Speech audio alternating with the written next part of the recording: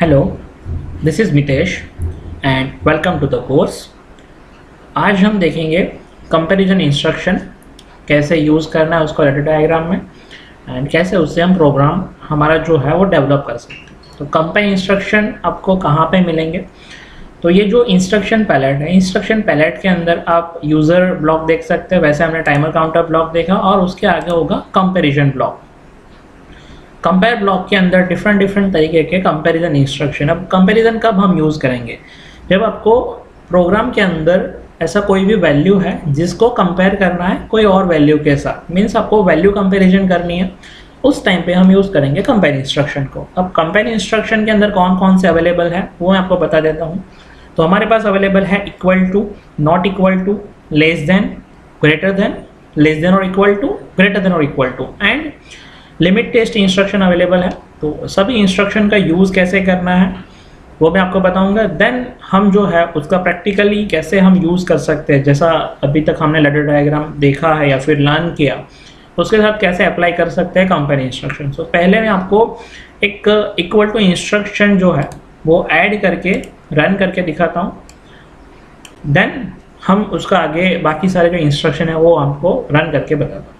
तो फर्स्ट ये जितने भी कंपेयर इंस्ट्रक्शन है ये आपको ध्यान रखना है, ये सारे इनपुट इंस्ट्रक्शन है, मींस ये सारे आएंगे इनपुट साइड पे, क्योंकि आप वैल्यू कंपेयर कर रहे हैं। वैल्यू कंपैरिजन होगा अगर ट्रू है अकॉर्डिंग टू कंपेयर इंस्ट्रक्शन, सो वो सिग्नल आगे प्रोवाइड करेगा आउटपुट तक, जो भी आउटपुट आपने आपकी रंग में लिया है वहां तक। तो मैं एक आउटपुट यहाँ पे प्रोवाइड कर लेता हूँ इक्वल टू इंस्ट्रक्शन के सामने। अब इक्वल टू इंस्ट्रक्शन है, मीन्स हमें पता चलेगा कि दो वैल्यू हमें इक्वल होनी चाहिए तो आपका आउटपुट ऑन होना चाहिए। तो यहाँ पे दो वैल्यूज आपको कहाँ पे लिखनी है, वो है source A and source B. ध्यान दीजिएगा, सोर्स ए के अंदर क्या लिखना है, कहाँ पे आपका जो वैल्यू है, जो भी वैल्यू है उसको आपको कंपेयर करना है, वो आपको लिखना पड़ेगा सोर्स ए के अंदर। सोर्स बी में क्या लिखना है आपको, सोर्स बी जो है वो आपका आएगा कंपेरिजन वैल्यू। मतलब एक एग्जांपल दे रहा हूँ, एक हमने यहाँ पे काउंटर ले लिया, एक काउंटर में यहाँ पे प्रोवाइड कर देता हूँ, सीटीओ काउंटर ले लिया है। इनपुट जो भी सेंसर का इनपुट है वो इनपुट मैंने इसको दे दिया और काउंटर का एड्रेसिंग वगैरह कर देता हूँ मैं। देन डायरेक्टली आता हूँ इक्वल टू। अब ये काउंटर का काउंटिंग मैंने ऐसा रखा है कि 10 काउंट करेगा, उतना मैंने प्रीसेट किया हुआ है। अब मुझे ऐसा करना है कि जब तक ये काउंटर है वो उसका काउंटिंग इक्वल टू 5 हो जाएगा, उस टाइम पे मुझे एक आउटपुट का ऑन करना है, मीन्स कि हाफ काउंटिंग हो गया ऐसा मुझे इंडिकेशन देना है।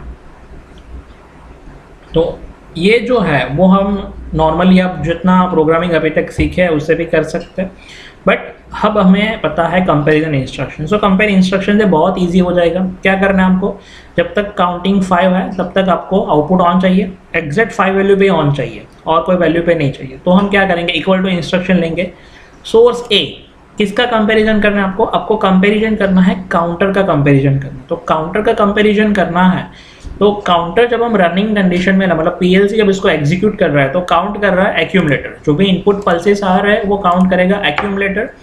तो एक्यूमुलेटर का एड्रेस हम लिखेंगे सोर्स ए में। सोर्स ए में आपको ऑलवेज वेरिएबल एड्रेस डालना है कि जिसकी वैल्यू वेरी होती है, लाइक काउंटर हो गया, टाइमर हो गया, कोई एनालॉग इनपुट हो गया या फिर कोई ऐसा वेरिएबल जिसकी वैल्यू वेरी हो रही है। आप कोई फिक्स्ड वैल्यू सोर्स ए के अंदर नहीं लिख सकते।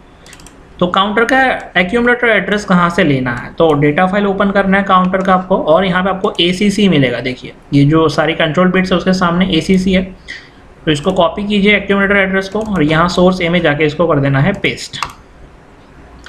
सोर्स बी, अब काउंटर को मुझे कंपेयर करना है, किसके साथ कंपेयर करना है, 5 के साथ, तो वो आ जाएगा मेरा सोर्स बी। और उससे मुझे कौन से आउटपुट को ऑपरेट करना है, तो वो आउटपुट का एड्रेस मैं यहाँ पे लिख देता हूँ। जो भी डिस्क्रिप्शन आपको लिखना है लिख सकते हैं। अब ये प्रोग्राम मैं आपको रन करके दिखाता हूँ कि कैसे ये कंपैरिजन वर्क होता है। तो जैसे कि आप देख सकते हैं अभी कि हमारा जो काउंटिंग है वो 0 है, तो ये जो आउटपुट है वो आप अभी ऑफ देख रहे हैं। तो मैं काउंटिंग थोड़ा थोड़ा इंक्रीज कर रहा हूँ। ये मैंने एक काउंट कर दिया, 2 काउंट, 3 काउंट, 4 काउंट एंड जैसे ही 5th काउंट आएगा आपका जो आउटपुट है इक्वल टू के सामने वो ऑन हो जाएगा। फिर अभी सोर्स बी आपका 5 था, सोर्स ए काउंटर का एक्यूमुलेटर वो भी 5 हुआ है, मतलब दोनों वैल्यू इक्वल है, तो इक्वल टू इंस्ट्रक्शन जो हमने लिया है उसका जो कंपैरिजन किया वो ट्रू हो गया। तो इक्वल टू इंस्ट्रक्शन ने सिग्नल प्रोवाइड किया आउटपुट तक और आउटपुट को ऑन करवा दिया, और जैसे ही एक नया इनपुट जाएगा काउंटिंग हो जाएगा आपका 6, so that is not equal to 5, तो आपका आउटपुट है वो ऑफ हो जाएगा। तो इस तरीके से आप पूरे कंपेयर इंस्ट्रक्शन जो है वो यूज़ कर सकते हैं। एंड मेक श्योर आप अगर सोर्स ए के अंदर कोई भी वैल्यू ले रहे हो, आप ऐसा 5 डायरेक्टली फिक्स लिखना है आपको, ऐसा नहीं लिख सकते, ऑलवेज आपको कोई ना कोई वेरिएबल एड्रेस लेना पड़ेगा। तो वेरिएबल एड्रेसेस कौन कौन से अवेलेबल है आपके पास अभी तक जो अपना प्रोग्रामिंग देखा उसके अंदर आपके पास टाइमर का जो एक्यूमुलेटर है वो वेरी होता है क्योंकि वो टाइम काउंट करता है। फिर आपके पास है काउंटर, तो काउंटर का एक्यूमुलेटर और भी वेरिएबल एड्रेसेस है पीएलसी के अंदर, वो मैं आपको बताता हूँ कि फॉर एग्जांपल सोर्स बी के अंदर 5 तो अभी आपने लिखा है डायरेक्टली फिक्स्ड वैल्यू। अब आप ऑनलाइन मोड में है और आपको सोर्स बी के अंदर लिखना है 6। अब आपको 6 वैल्यू जब इक्वल टू है तब आपको आउटपुट ऑन चाहिए, तो ये वैल्यू डायरेक्टली आप वहाँ पे चेंज नहीं कर सकते क्योंकि आपने ऑलरेडी 5 वैल्यू फिक्स करके द प्रोग्राम को ट्रांसफ़र किया है पीएलसी में। तो ऐसी कंडीशन इंडस्ट्री में बहुत सारे रहते हैं कि आपको डे बाय डे कुछ ना कुछ पैरामीटर्स बदलने रहते हैं, लो set point, high set point, ये सब कुछ चेंज करना रहता है। उस टाइम पे हम यूज़ करते हैं वेरिएबल वैल्यूज़ का। तो वेरिएबल वैल्यूज़ कहाँ पे मिलेंगे आपको पीएलसी के अंदर? डेटा फाइल्स है, डेटा फाइल्स के अंदर है इंटीजर डेटा फाइल। अब ये इंटीजर डेटा फाइल जो है जिसके अंदर आप सारी इंटीजर वैल्यूज़ लिख सकते हैं, एंड उसका मिनिमम और मैक्सिमम कैपेसिटी है 32,767 से लेके मिनिमम -32,768 यहाँ तक की उसकी कैपेसिटी है।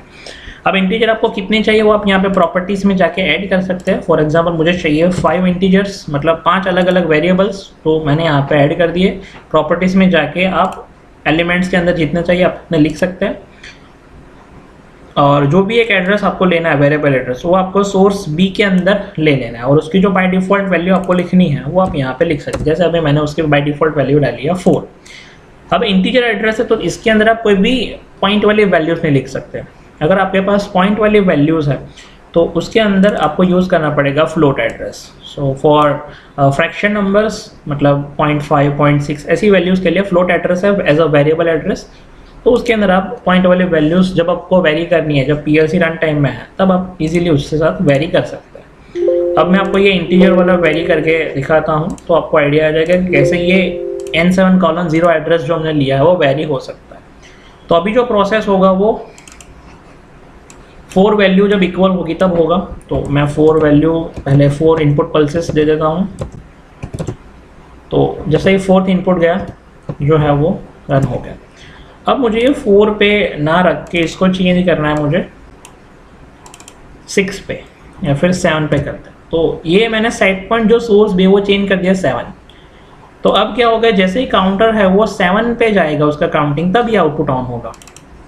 लाइक अभी मैंने इनपुट दिया 6 इनपुट हो गया और 7 इनपुट मिलेगा, तो ये आपका आउटपुट जो है वो ऑन हो जाएगा। मतलब अब जो एड्रेसेस आपने लिखा है यहाँ पे उसको वेरी कर सकते हैं। जो भी इंटीजर एड्रेसेस N7:0, N7:1, ये हो गया आपका वेरिएबल एड्रेस। ये कब हम यूज़ करते हैं, जब हमें ऐसे रिक्वायरमेंट है कि जब हम ऑनलाइन में, जब पीएलसी रनिंग कंडीशन में प्रोग्राम उसका एग्जीक्यूट हो रहा है, तो आपको कोई वैल्यू सेट पॉइंट्स वगैरह चेंज करना है, पैरामीटर्स लिखना है, तो by using this integer address and float address आप यूज़ कर सकते हैं। इंटीजर एड्रेस जब आपकी इंटीजर वैल्यूज़ है, फ्लोट एड्रेस जब आपके पास पॉइंट वाली वैल्यूज़ है, तब आप फ्लोट एड्रेस यूज़ कर सकते हैं। तो ये तो था इक्वल टू का एग्जांपल। सेम वे बाकी सारे इंस्ट्रक्शन है। सो मैं एक एक करके आपको बताता हूँ। नॉट इक्वल टू में इसका रिवर्स होगा कि जब वैल्यू दोनों इक्वल होंगी तब आपका जो आउटपुट है वो ऑफ रहेगा, एंड जब सिमिलर नहीं होगी तब आपका आउटपुट जो है वो ऑन रहेगा। तो मैं एक एक प्रोग्राम सबका एक बार सेम प्रोग्राम आपको डेवलप करके रन करके दिखाता हूँ, तो आपको सभी इंस्ट्रक्शन का आइडिया आ जाएगा। सो अभी आप देख सकते हैं आउटपुट आपका ऑन है because value is not equal, तो वो कंडीशन ट्रू है।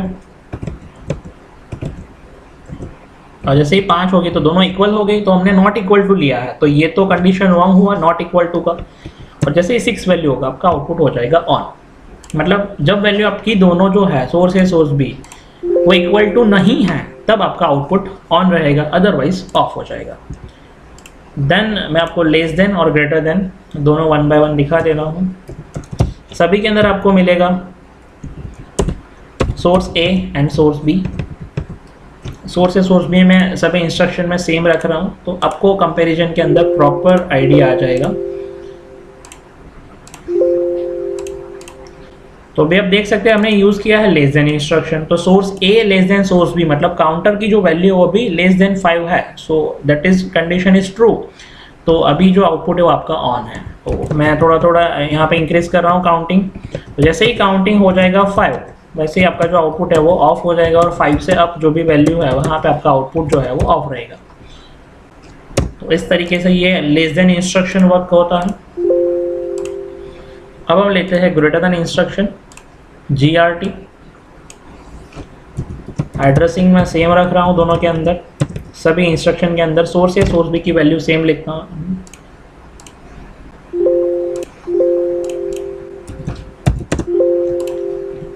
इनपुट्स, अब आउटपुट कब ऑन होगा? जब आपका जो वैल्यू है वो ग्रेटर देन 5 होगा, काउंटर का जो काउंटिंग है वो 5 से ज़्यादा हो जाएगा, उस टाइम पे जो आउटपुट है वो ऑन होगा। 5 पे भी आउटपुट ऑन नहीं, क्योंकि हमने यूज़ किया है ग्रेटर देन, मतलब सोर्स ए की value greater than source B होना चाहिए, मतलब काउंटर की वैल्यू 5 से ज़्यादा होनी चाहिए। मीन्स अब वो होगा आउटपुट, क्योंकि 6 वैल्यू हो गई है काउंटिंग की, तो अब आपका आउटपुट जो है वो ऑन रहेगा। तो ये है ग्रेटर देन इंस्ट्रक्शन। और greater than equal to, less than equal to similar है, ये ग्रेटर देन लेस देन जैसे सिंपल, उसके अंदर इक्वल टू कंडीशन ऐड होती है। तो मैं आपको ग्रेटर देन और इक्वल टू लेके दिखाता हूँ।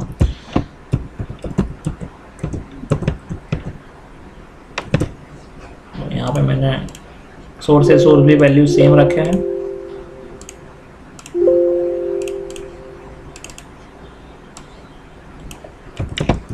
पहले 4 इनपुट मैं दे देता हूँ, 4 काउंटिंग हो जाएगा। अब जैसे ही 5th काउंट होगा तो जो आउटपुट है वो ऑन हो जाए, क्योंकि हमने यूज़ किया ग्रेटर देन और इक्वल टू, मतलब सोर्स ए की value equal to source B as well as source A की value greater than source B, दोनों कंडीशन एक साथ अप्लाई होगी। मतलब जैसे ही 5 से वैल्यू आगे जाएगी, 5 और 5 से ज़्यादा, तब आपका आउटपुट जो है वो ऑन रहेगा। ये है ग्रेटर देन और equal to instruction. Similarly less than और इक्वल टू इंस्ट्रक्शन है जो आप इजीली चेक कर सकते हैं। और एक इंस्ट्रक्शन लास्ट रिमेनिंग है, that is limit test instruction. ये जो लिमिट टेस्ट इंस्ट्रक्शन है हम कब यूज़ करते हैं कि जब आपके पास कोई पर्टिकुलर रेंज है और वो रेंज में आपको आउटपुट को ऑन रखना है। मतलब ये काउंटर का एग्जांपल ले लेते हैं, ये काउंटर का काउंटिंग वैल्यू 2 से लेके 6 जब तक है तब तक मुझे आउटपुट ऑन रखना है।